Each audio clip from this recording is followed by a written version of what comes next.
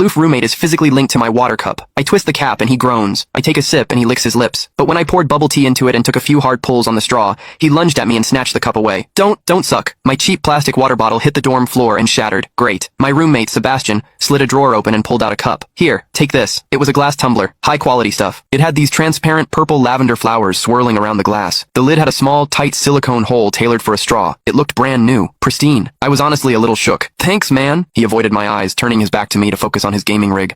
I carefully twisted the lid open. Immediately, a suppressed, low groan came from Sebastian's direction. I poured some warm water in and took a sip. Sebastian sucked in a sharp, jagged breath. His hand on the mechanical keyboard trembled, his fingers slipping off the keys. He licked his lips, looking like he was enduring some kind of torture or intense pleasure. His lips were thin, the Cupid's bow sharp like a knife. Looking at them made me want to bite them. Yeah, okay, I admit it. I'm into Sebastian. I swear to God, before I met him, I was the straightest guy in the state. After high school, my only plan was to get to college and bang a hot, bubbly cheerleader. But the moment I walked into this dorm and saw Sebastian, that plan went out the window. 4 years of college and he's the only one I want to mess around with. But I couldn't tell him. No way. I was terrified that if I spilled my guts, we wouldn't even be friends anymore. Because Sebastian is straight. Like, painfully straight. Only 2 weeks ago, he turned down a senior, a varsity swimmer, total stud, who asked him out. After that, Sebastian came back to the room and sat at his desk with a face like thunder for hours. The guy must be a raging homophobe. Maybe it was because the cup was a gift from my crush, but that warm water tasted sweeter than usual. It had a weirdly good aftertaste. I grabbed a straw from my desk and shoved it deep into the hole on the lid. The second I did, a strangled moan ripped out of Sebastian's throat. He bolted up and sprinted into the bathroom. Weird. We were just gaming. Why the hell did he suddenly need a shower?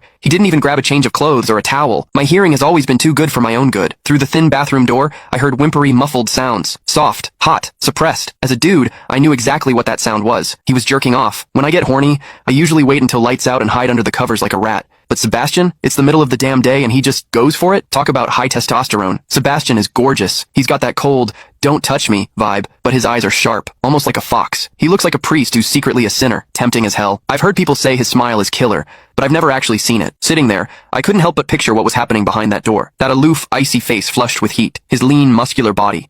The veins popping on the back of his hand as he gripped himself. Does he keep that cold expression even when he's beating his meat? My thoughts were getting way too dirty. My face felt hot. After a long time, I heard a final, guttural grunt from the bathroom. The door clicked open, and Sebastian walked out. His face was bright red, a sheen of sweat glistening on his forehead. There was a visible tooth mark on his lower lip where he'd bitten down too hard. He walked straight to his wardrobe, grabbed fresh clothes, and went right back into the bathroom. Then the shower turned on. Okay, now he was actually cleaning up. The mental image of him panting in there made my throat dry. I grabbed the glass tumbler again and chugged a few large gulps. The water in the bathroom stopped, then started again. It took him forever to come out. When he finally did, he looked at me with this weird, resentful glare. Strange. Was I imagining things? Sebastian sat back down to game, and I poured myself another refill. I wasn't really thirsty anymore, but I began chewing on the plastic straw out of habit. Click the link in my bio to get the full story for free.